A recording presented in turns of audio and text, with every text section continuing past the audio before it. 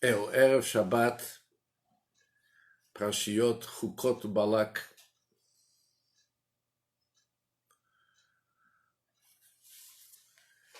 E para o movimento do Chabad, é um Shabbat super importante. O dia da libertação do sexto Rebbe do Chabad, o Rebbe Rabbi Yosef Yitzchok, o sogro do nosso Rebbe. Mas antes, uma pequena historinha e depois vamos voltar para falar um pouquinho sobre o trabalho do Frierdiker Rebbe, do sexto Rebbe do Chabad, e depois um pouco sobre nossos Parshiot. Um grande Hassid, com nome Rav Grimberg, Rav Moshe Grimberg, um Hassid que eu conheci muito bem. Ele chegava para visitar o Rebbe na Nova York anualmente. O Yortzeit dele foi durante essa semana. Um pouquinho sobre sua vida. Em primeiro lugar, uma família muito grande. Muitos de seus filhos são shluchim, emissários do Chabad no mundo inteiro, começando desde a China, Alasca, Houston, Texas. Muitos de seus filhos e filhas servem como shluchim, emissários do Rebbe para vários lugares no mundo. O Rabino Grimberg, quando era jovem, apenas com 19 anos, mandaram ele para a Sibéria, ou seja, não mandaram, ele foi condenado para a prisão na Sibéria pelo governo comunista russo naquele tempo. Ali ele ficou vários anos. Após ele foi libertado e mudou para Bnei Brak, Israel. O motivo que ele foi condenado, já que naquele tempo praticar judaísmo na Rússia era muito difícil, ele, como mais um grupo de jovens, decidiram, uma certa noite, tentar fugir da Rússia de uma forma clandestina e ilegal. Eles foram pegos e presos e condenados a Gulag, a Sibéria. E uma das histórias que o genro dele, atual rabino da cidade de Odessa, Rabino Wolf, contou daquilo que ele ouviu de seu sogro. Numa certa ocasião, o genro perguntou para seu sogro: será que tem alguma coisa que o senhor se arrepende da tua vida? Ele falou: sim, tem uma coisa que eu me arrependo. E deixa eu te contar qual que foi a história. Quando me mandaram para a Sibéria, eu logo percebi que manter judaísmo na prisão não vai ser fácil.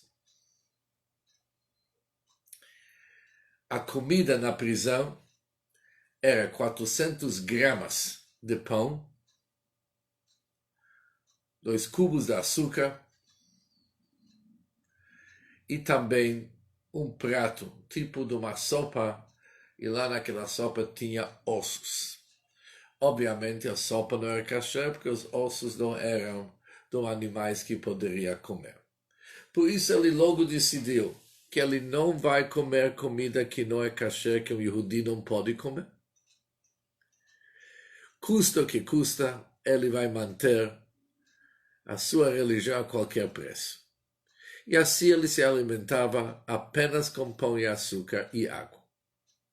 Mas quando chegava a Pesach, o perigo era grande. Sem pão, somente com açúcar e um pouco de água, ele ia trocar o pão dele e receber açúcar em volta, mas mesmo a boa quantidade de açúcar sem pão para 8 dias não é fácil. Relatava Rav Moshe que quando chegava o 8º dia, ele já estava tão fraco que nem conseguiu andar mais. Mas mesmo assim ele sobreviveu várias Pesachs, uma atrás da outra, até que ele foi libertado. Mas ele conta, para ele descobrir qual dia é Pesach sem calendário, não foi fácil. E um ano ele se enganou. Ele começou o dia de Pesach um dia antes daquilo que realmente era, de tal forma que a Harosh Pesach, o último dia de Pesach, o Rabino Grimberg achou que não é mais Pesach e ele voltou a comer o pão que ele recebeu na prisão. Mas na realidade, depois ele descobriu que ainda era o 8º dia do Pesach. Sobre isso ele falava: eu me arrependo toda a minha vida pelo erro que eu fiz. Eu acabei um dia do Pesach, o último dia do Pesach, comendo pão. Ele não se perdoou. E até seus últimos dias, quando ele relatava essa história, eram com lágrimas em seus olhos.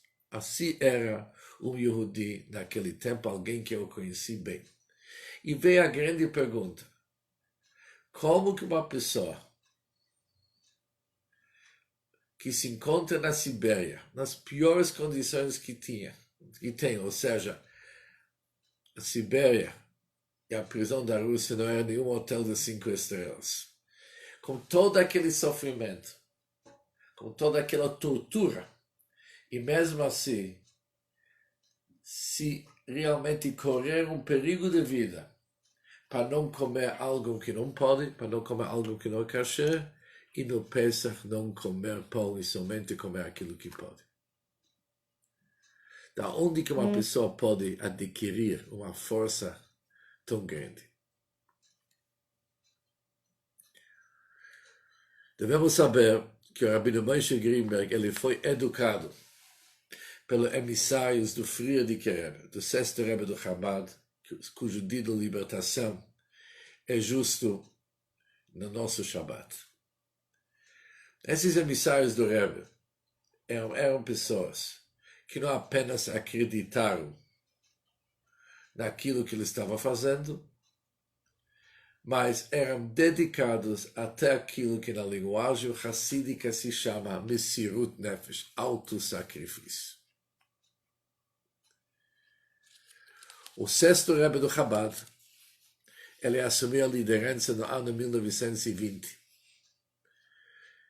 Logo em seguida, em 1921, era a Revolução dos Bolcheviques. Os comunistas assumiram o poder e entre o movimento comunista se encontrou um movimento que se chamou Yevsektia. Yevsektia era a palavra Yevrei, judeu. Era o departamento judaico em prol do comunismo. E eles eram pior do que os próprios comunistas. E eles realmente decidiram que eles vão destruir, vão desenraizar toda e qualquer lembrança de judaísmo na Rússia. Com força do governo naquele tempo, eles realmente iniciaram de ir de cidade em cidade, de fechar sinagogas, os mikvaot, os banhos rituais, yeshivot, escolas, assim diante.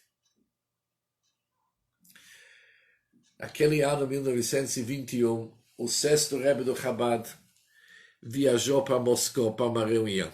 Ali ele se encontrou com 9 de seus discípulos, cada um gigante em sua área, e decidiram que eles vão lutar, que nem o próprio Rebbe escreve sobre aquela reunião, juraram que eles vão lutar até o último gota de sangue, custa que custa. Mesmo nos custos da própria vida, eles não vão deixar a chama do judaísmo se extinguir na União Soviética. Não vão deixar. Infelizmente, muitos deles mandaram para a Sibéria, que nós não sabemos nem onde eles foram enterrados até o dia de hoje. O Rebbe foi o 10º, e alguns anos depois foi preso e condenado ao pior que tem. O Rebbe nunca quis dizer para o que foi condenado, mas podemos imaginar. De uma forma miraculosa ele foi salvo, mas foram anos muito difíceis. Quando eu falo sobre esse assunto, é diferente quando se fala sobre outras festas de libertações que tivemos de vários outros Rebbes, até do Chabad.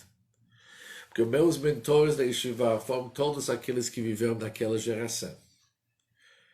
O meu avô, o pai da minha mãe, com o nome Meir Chaim, aliás, o nosso filho Meir Chaim, o nome para ele, foi um que foi preso naquele tempo e ficou alguns bons anos numa prisão na Rússia, somente pelo fato que ele era uma pessoa religiosa e ele era um rabino.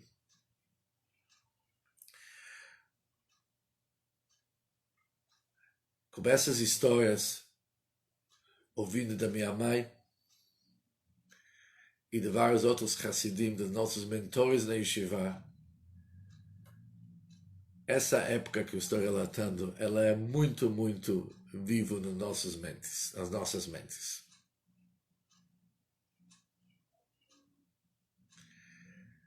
Inclusive, na última viagem que eu fiz para a Rússia, fez questão de ir visitar a prisão onde que o Rebbe foi preso, a casa onde ele morava, para realmente poder internalizar o assunto de uma forma mais real. Mas, de qualquer maneira, foi o Friedrich Rebbe e seu grupo que não se assustaram e não cederam. Lembramos bem naquela história que o Friedrich Rebbe contou que quando ele estava na prisão, mostraram para ele um revólver e falaram para ele: aqui você vai falar sobre tudo que nós queremos ouvir. Esse brinquedo que eu estou segurando fez muita gente falar, mesmo aquilo que eles não eram dispostos a falar. Aqui se fala.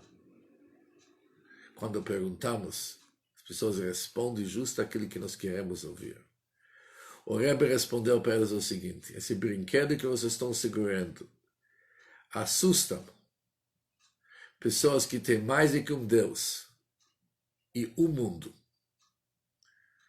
Para mim, ao contrário, eu tenho apenas um Deus que eu acredito com toda a minha alma e tem dois mundos. Tem o mundo vindouro também. Eu não me assusta do revólver. O Rebbe foi com alto sacrifício e a parte mais difícil que ele falou é mandar seus Hassidim nessa linha de fogo com alto sacrifício, mas venceu.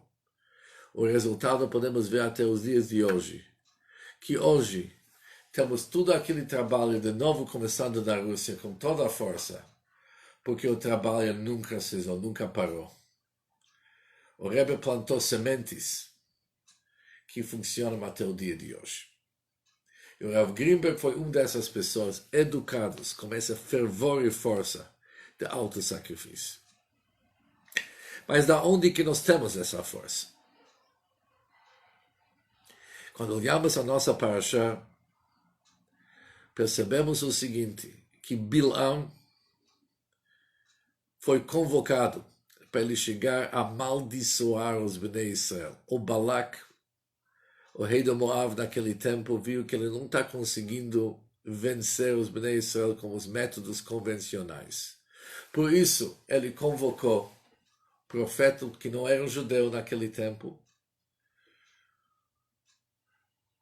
convocou ele é o profeta daquele tempo, não era um judeu, convocou ele para ele amaldiçoar os Bnei Israel. Mas no fim, a Torá nos relata que em vez de ele nos amaldiçoar, nos deu grandes bênçãos. E dos bênçãos que ele diz é o seguinte: Am levadad yishkon.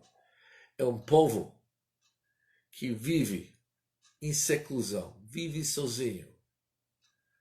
O que significa um povo que vive lebadad? Vive de uma forma até isolada. A palavra badad é isolado.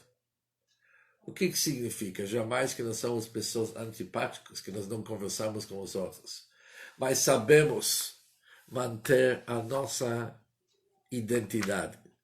Sabemos como manter a nossa individualidade. Nós não deixamos a cultura do mundo nos afetar. Nós sabemos que nós somos um povo que vive diferente e é o nosso trabalho iluminar o mundo inteiro.